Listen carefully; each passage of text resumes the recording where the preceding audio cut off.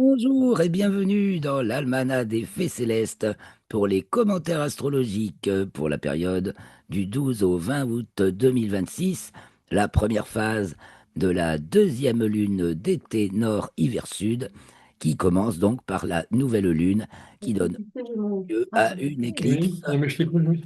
totale Hein? de soleil Je cherche le pour le cordon. nord de l'Espagne.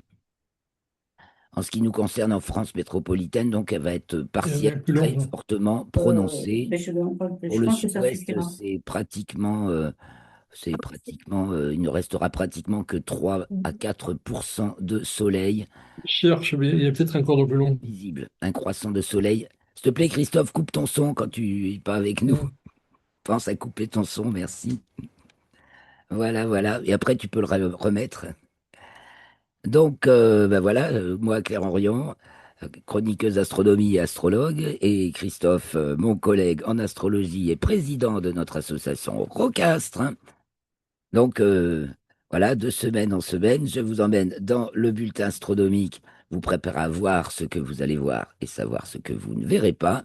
Et dans les commentaires astrologiques, nous commentons les thèmes des constitutions universelles, c'est-à-dire les instants de phase lunaire, nouvelle lune, premier quartier, pleine lune, dernier quartier, l'entrée du soleil dans les signes, donc en particulier, bien sûr, les équinoxes et les solstices, mais aussi, bien sûr, les signes intermédiaires qu'on appelle les ingresses solaires. Et en plus, on fait, nous, les ingresses lunaires, c'est-à-dire pour la semaine, l'entrée de la Lune dans les signes qui reste que 2 jours et demi en moyenne dans un signe, la Lune. Donc, en une semaine, elle en passe trois ou quatre. Voilà, alors je vais partager l'écran. On va regarder d'abord l'éclipse que j'ai pas tout montré. Alors, vous avez le bulletin astronomique, bien sûr, tout d'abord, pour vous mettre les pieds sur terre et la tête dans les étoiles. Alors, quelle est cette image? Alors, ça, c'est la fiche récapitulative que vous trouvez dans l'article dont le lien est dans la description de la vidéo. Donc, ça, je l'ai déjà commenté dans le bulletin astronomique, donc je vous prie de vous y référer. Et je cherche l'image, celle-ci, de l'éclipse, voilà, que je n'ai pas montrée dans le bulletin astronomique et qui permet de visionner la zone de centralité de cette éclipse du 12 août 2026 qui commence donc à l'extrême nord de la Russie, longe la côte est du Groenland, puis la côte ouest de l'Islande et descend à travers l'Atlantique sur le nord de l'Espagne.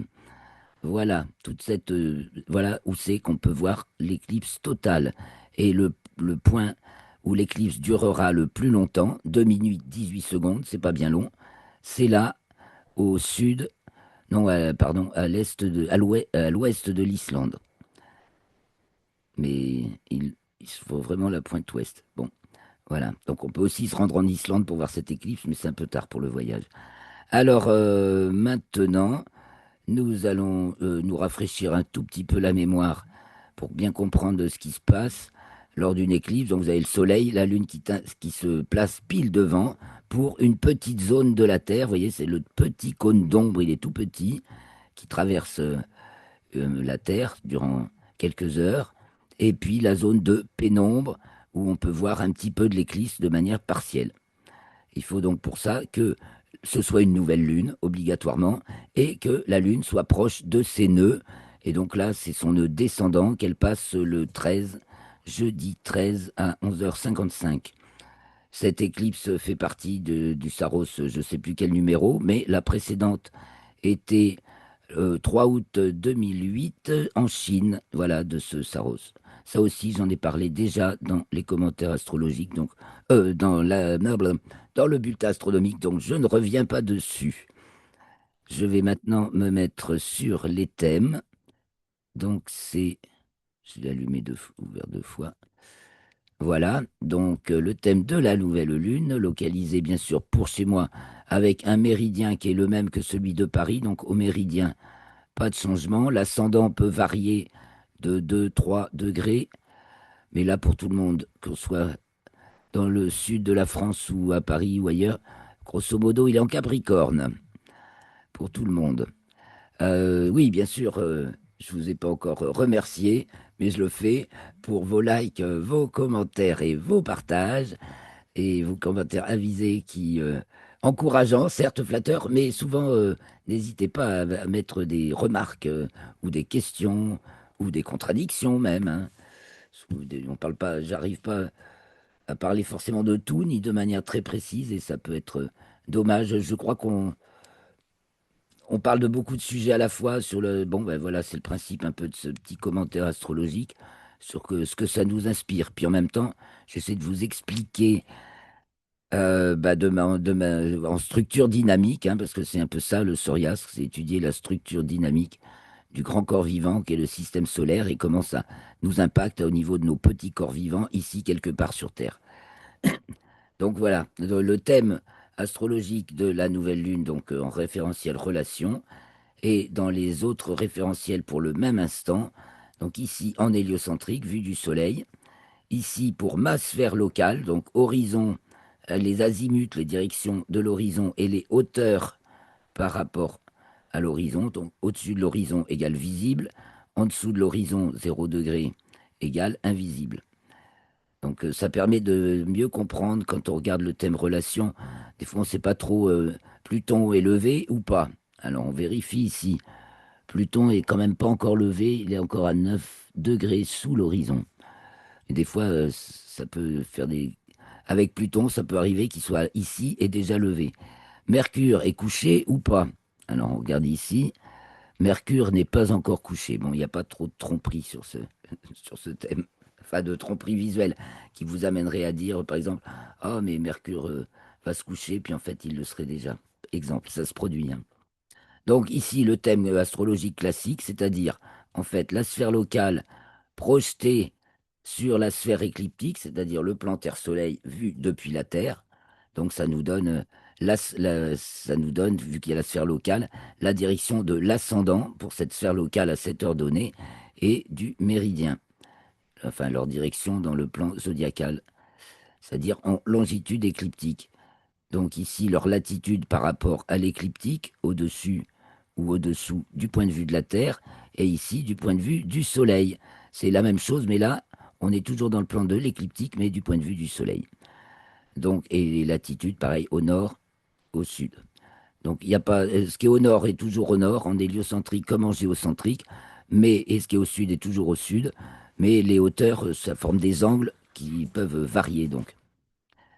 Et puis ici en bas à droite, nous avons le thème équatorial, c'est-à-dire dans le plan de l'équateur ou référentiel objet, astrologiquement parlant, donc qui donne ben, un point de vue, c'est le point de vue du modèle par rapport au point de vue du vivant, de l'exécution, des actes, de comment ça se produit.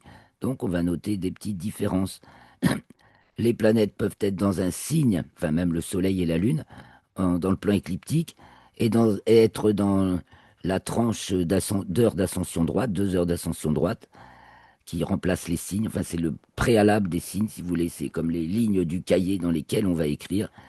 Eh bien, des fois, ça sort des lignes. Et petit exemple, Mars.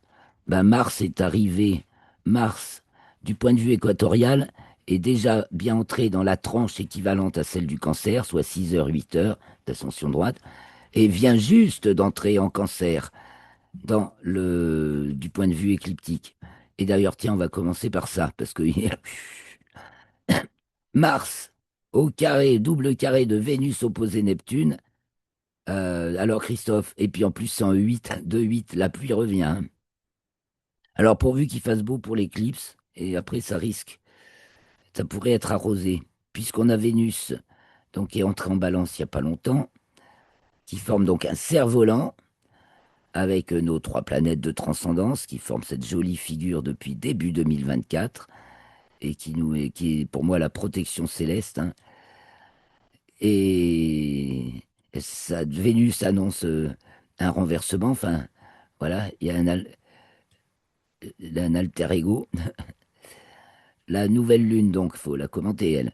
Elle est donc en Lion sur le couchant, ça on le savait.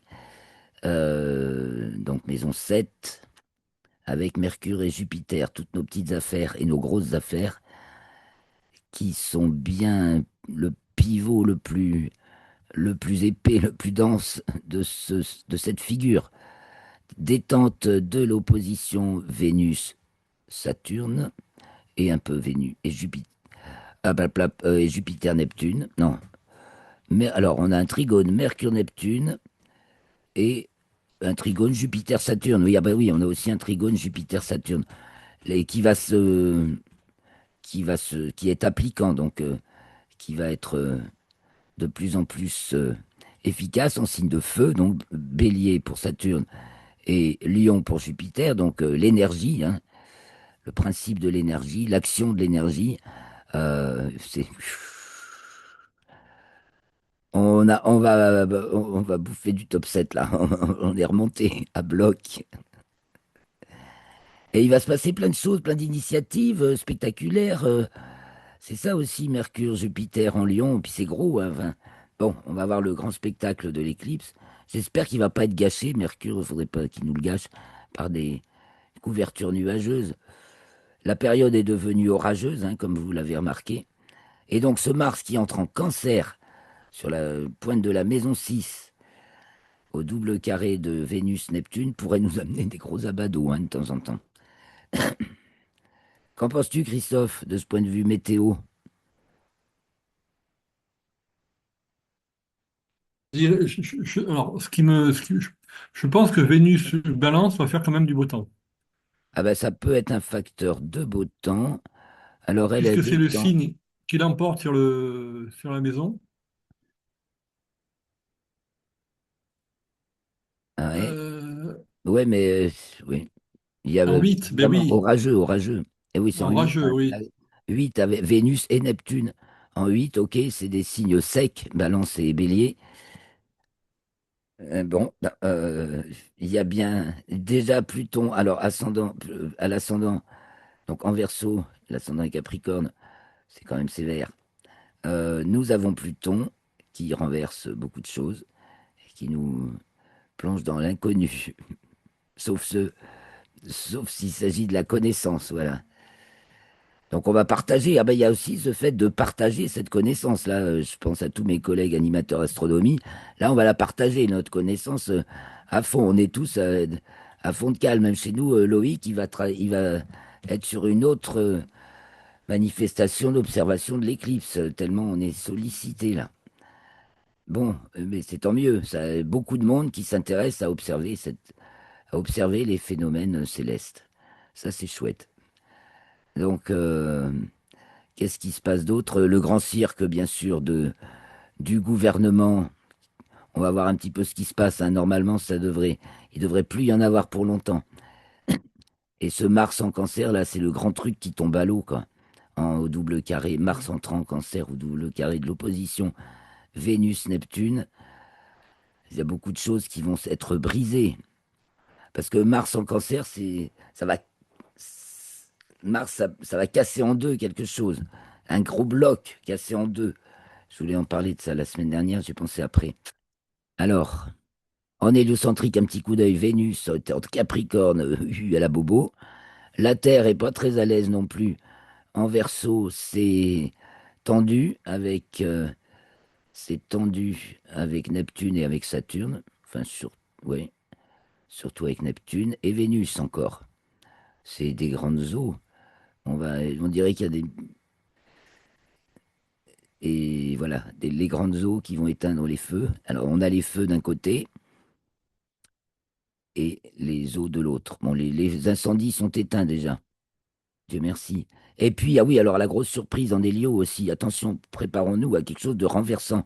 Parce que Mercure qui passe très vite, on va le voir là dans les thèmes suivants. Donc, on a en hélio en même temps une conjonction Mercure-Mars-Uranus. Hein, Mercure-Mars, 30e taureau, et ensuite Mercure-Uranus, 3e Gémeaux. Et Mars sera aussi, et va être aussi conjointe à Uranus, je crois que c'est le 17. Donc, c'est bien une rupture, hein, Mars-Uranus. Je montre. Non, c'est pas ça que je veux montrer. RET, RET. Ah ben, je l'ai pas. Ah, je me suis trompé dans mon préparation. Je voulais vous remontrer, bien sûr, le RET. Donc, je vais essayer de vous le retrouver rapidement.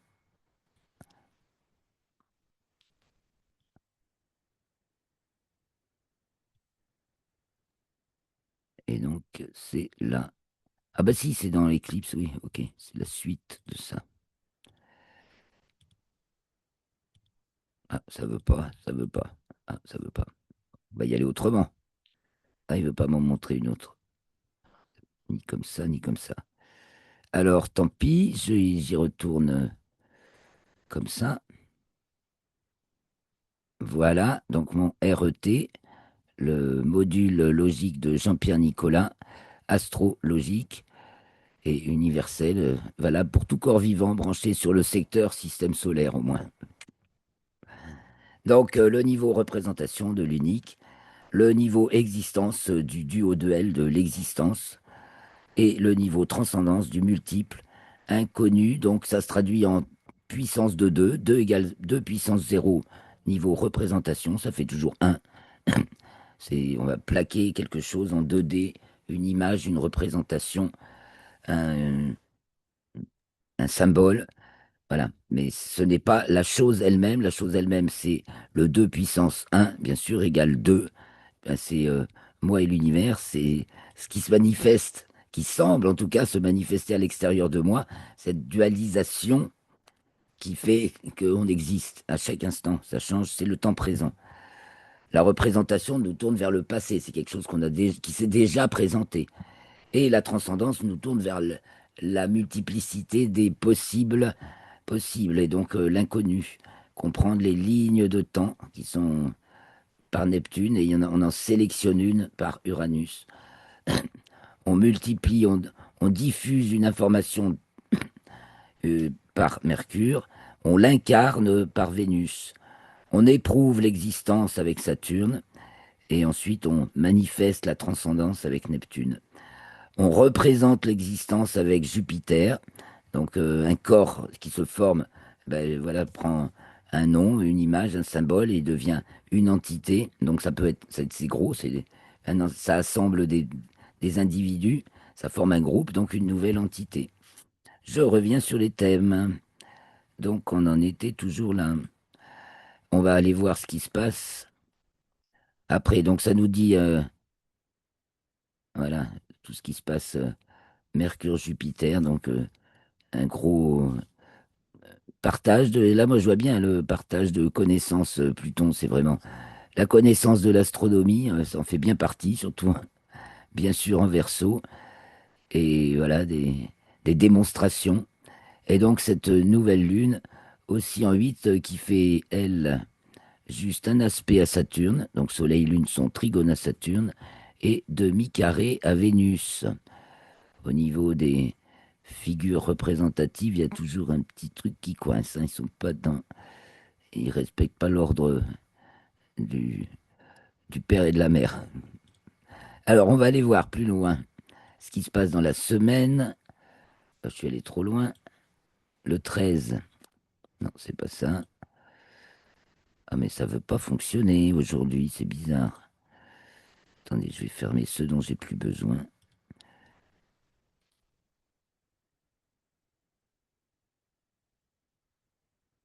Ah, voilà. Ok, ça marche. Donc, le lendemain, le 13, jeudi 13, la Lune entre dans le signe de la Vierge à 10h17 TU. Elle est au nœud descendant, oui, c'est l'heure où elle passe à son nœud descendant. C'est à 11h. Là, c'est 12h17 où elle vient d'y passer. 11h55. Donc la Lune est au nœud descendant, au carré d'Uranus.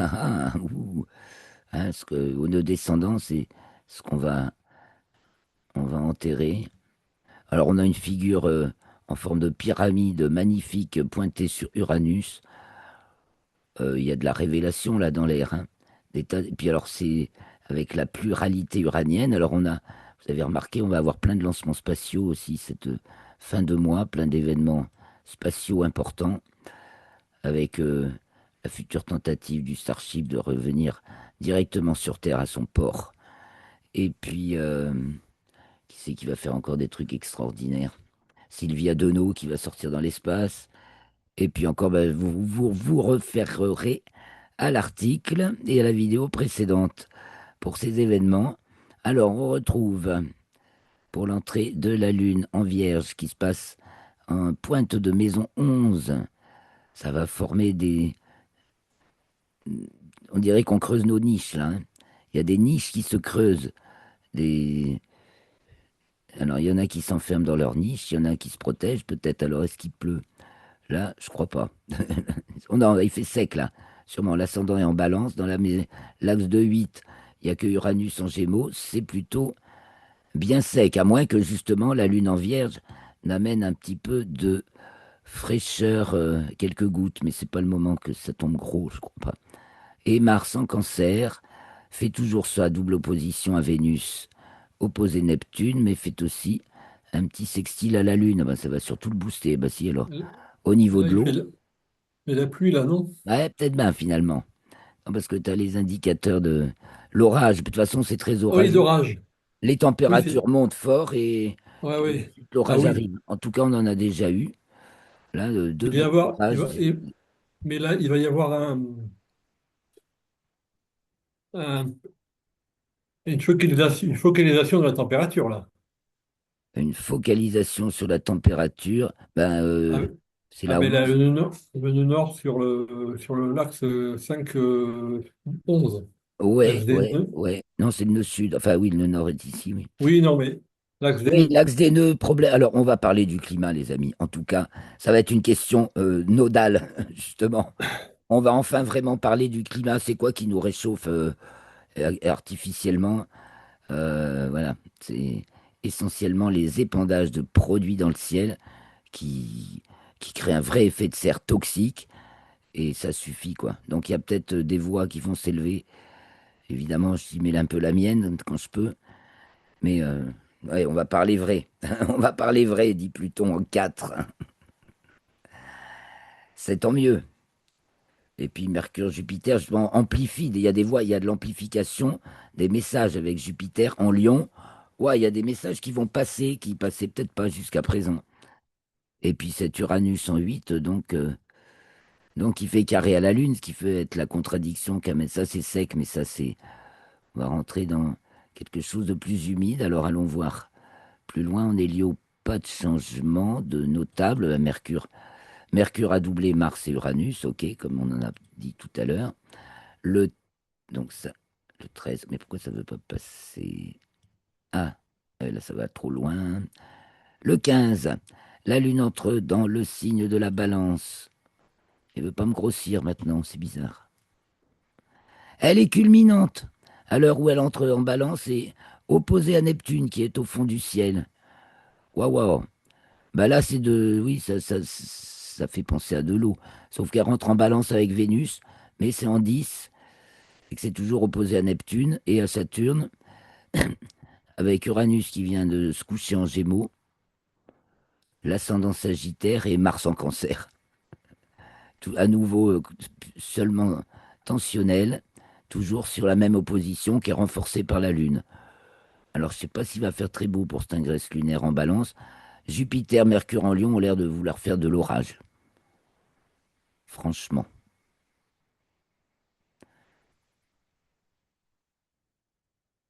En Hélio, on voit Mars qui va doubler Uranus. Donc là aussi, ça c'est au niveau mondial, il va y avoir encore des révélations, mais aussi des décollages, des décollages de fusées. Il y en a plein, et toutes sortes peut-être. Alors le 17, la Lune entre dans le signe du Scorpion à 21h45 temps universel, soit 23h45. L'ascendant est en Taureau et le milieu du ciel en Capricorne. Bon, ça me parle d'humidité, hein. Pluton au milieu, en haut. Donc c'est tout beau, tout mauvais. C'est peut-être beau la nuit. Au fond du ciel, tout le monde se retrouve. Mercure, Jupiter, Soleil. Puis il est vachement question. Ça, évidemment, les questions de commerce et de souveraineté, voilà, sont un peu Ouais. à l'ordre du jour. Bah, par exemple, hier, j'ai enragé, hein, je voulais acheter du citron, t'en trouves plus que venant d'Afrique du Sud. Non, mais au secours, c'est un scandale. Pourquoi ce qui peut arriver de 200 kilomètres, ça arrive de 20 000 kilomètres? Ça suffit, quoi. C'est débile. Bon, alors, donc ça y est, Mars a doublé Uranus en Gémeaux, et Mercure est opposé à Vénus. On va y avoir des salves de révélations encore sur un paquet de scandales et d'arrestations euh, de personnages qui ont trompé l'humanité depuis longtemps et qui ont abusé de leurs avantages. On est en plein dans cette période et je pense que ça va être fortement accéléré. Et nous arrivons au premier quartier, donc, puisque c'est le 20 à 2h46 TU, soit 4h46, au moment du premier quartier. Saturne est culminante, opposée à Vénus, tout à fait au fond du ciel. Donc on a une opposition. Je suis désolé, le zoom ne veut plus marcher. Ah, peut-être qu'il va marcher avec ça. Non plus. Avec ça, non plus. C'est quoi ce truc? D'habitude, je clique sur la molette et ça zoome. Je suis désolé, je peux pas vous montrer plus gros. C'est bizarre. Et si je diminue, ça fait rien. Si je lui demande, ça fait rien. Il répond pas aux commandes. J'espère que ça va pour vous quand même. T'arrives à voir quelque chose, Christophe? Oui, oui, oui. Bon, ah, on voit qu'en est. Oh, oh, oh, interesting, car ça passe discret généralement. On a un carré de la Terre à Mars. Évidemment, il n'est pas en géocentrique. Ça, c'est fortement décalé. Mais Mars sera en quadrature est-ouest. On va voir l'opposition de Mars. Oui, c'est ça. Donc, au mois de février prochain. Donc, Mars sera en quadrature est dans le courant de l'automne. Mais en héliocentrique, le carré Terre-Mars est déjà passé, en fait. C'était quand Mars est à la fin du taureau. Était à la fin du taureau, donc les jours avant le 12. C'est au début de la période. Carré Terre-Mars en héliocentrique. C'est donc là aussi ben, une rupture, hein. Il y a bien ce Mars en cancer en géocentrique nous parle bien de quelque chose qui se coupe en deux. Avec, bon, je dis toujours Mars en cancer, c'est aussi, il faut pas oublier, justement, la gauche et la droite d'un entier, d'un corps entier, qui marche avec son pied droit, son pied droit, son pied gauche, son œil droit, son œil gauche. C'est cette dualité-là aussi qui fait la vie. Bon, mais là, c'est dans la matrice cancérienne, c'est dans l'œuf. Donc, et puis c'est donc des questions de frontières. Ouh là, c'est en maison 12, tensionnel, avec Neptune. Ah, ça l'est plus vraiment avec Vénus. Il y a autre chose qui se passe avec Vénus-Saturne, hein. Parce que là, la solidité, le sérieux des relations est à l'ordre du jour. Et l'ascendant, et alors là, on est ballon. En France, il y en a qui l'ont en cancer et d'autres en lion, justement. Donc il y en a qui vont être plus côté lion. Là, il fera peut-être sec et orageux, et d'autres qui vont être plus côté cancer avec Mars en 12. Et ça aura des abados. Parce que ça aussi, il y a une marque de l'épreuve, quoi. L'épreuve amoureuse de ce qu'on aime. Voilà. Et aussi la concrétisation de l'amour physique avec Vénus et Saturne. Et puis on avance on avance dans l'inconnu, nous dit Pluton en Verseau au descendant. Un Pluton qui, eh ben, vous voyez là, il est couché, alors que là, il est pas. Il est à moins quelque chose, 0 degré quelques minutes, et là, il apparaît pourtant au-dessus de l'ascendant. Mais bon, de toute façon, on le voit pas. Mais on peut le savoir comme ça. Et ben voilà, on va s'arrêter là. Tu as peut-être d'autres choses à nous dire, Christophe. On voit des ciseaux là qui se forment avec l'opposition Mercure-Vénus, donc les rapides. Et puis Jupiter opposé Pluton. Bah oui, là, ça aussi, ça nous parle de coupe et de révélation. Il y a de la justice qui se fait, hein. Ça, c'est Jupiter-Pluton, c'est vraiment la configuration du justicier. Ça a été quand il y a eu des incendies en Gironde, il y a eu le Soleil était sur Jupiter. Eh ouais, en Lion, tu m'étonnes. Ah, c'est sûr que avec Jupiter en Lion et Mars tant qu'il était en Gémeaux, ça faisait des tas de Ouais. foyers, surtout conjoint Uranus début juillet. Donc là, ça allumait des tas de foyers. C'est vraiment l'étincelle qui met le feu, ça c'est sûr. Et bon, ben en rentrant en Cancer, ça change bien la donne. Ouais, le passage de Mars en Cancer change la donne. Et bon, ça éteint le feu, ça c'est sûr. On va parler d'autre chose. Et peut-être, justement, on va parler cancer, c'est aussi le global. Donc, planète, climat. Et il va peut-être y avoir, je vois passer quand même de plus en plus de commentaires intelligents, pertinents, bien informés sur le climat. Ça fait plaisir. Moi, je répercute autant que je peux pour dénoncer évidemment le mensonge et surtout expliquer pourquoi on a si chaud. Là, il suffit de lever les yeux ou d'ouvrir ses oreilles, hein, parce que il y a 2 et 3 jours, ça n'a pas arrêté de ronronner dans le ciel jour et nuit. Bon, c'est pas des avions de ligne. Et après, on a trop chaud. Regardez comme c'est voilé. C'est quoi qui fait la chaleur sur la Terre? La vapeur d'eau. Si vous la prélevez dans l'atmosphère, si vous la captez avec des sels divers répandus dans l'atmosphère, eh ben ça la maintient en suspension dans l'atmosphère et on a trop chaud. Et comme ces sels sont toxiques, on ne se sent pas bien. Voilà. Là, j'espère bien que cette question va avancer dans les temps qui viennent. Je reviens vers toi, Christophe. On va bientôt se quitter. Donc j'arrête le partage. Nous revoilà. Bah oui, hein. Je sais pas, qu'est-ce que on peut dire de plus? Là, à force d'être dedans, j'y vois plus rien. J'ai partagé les excellents commentaires de Maestro Scarabelli sur le groupe Facebook d'Eurocastre et sur le Twitter également, sur le X. Bah, allez-y, hein, vous pouvez vous inscrire. D'ailleurs, il y a les liens aussi dans la description de la vidéo pour vous inscrire au groupe Facebook, pour vous inscrire pour nous suivre sur Twitter, enfin sur X. Je partage des tas d'infos astronomiques et astrologiques pertinentes, instructives et intéressantes. Voilà, donc, et du spatial aussi, hein, suivre l'actualité du spatial, ça décolle tellement, il n'y a qu'à voir. C'est ça, hein, Uranus, Gémeaux, on voit que tous les pays du monde s'y mettent, hein, Gémeaux, Uranus pour le spatial. Et alors quand il y a Mars qui passe par là, ça fait faire des décollages. Non, et puis ces histoires de satellites envahissants, certes, hein, il y a tellement de lancements de satellites, il va falloir penser à autre chose. Bon, après, on verra. On suit l'histoire en tout cas, pas à pas, on suit l'histoire pour pas perdre pied, justement, et garder les pieds sur terre, la tête dans les étoiles, les mains à l'œuvre et le cœur joyeux. Alors je vous laisse, je vous dis mercredi prochain, donc le 19 pour les prochains commentaires astrologiques. Bulletin astronomique à 16 heures, commentaire astrologique à 17 heures. Inscrivez-vous pour le direct, ça peut être intéressant. Merci à toi, Christophe. Bonne semaine à tout le monde. Et puis, n'hésitez pas à mettre des commentaires sur comment vous avez vécu l'éclipse, les remarques que ça vous fait, etc. Ça vous amène. Ciao, ciao. Merci infiniment.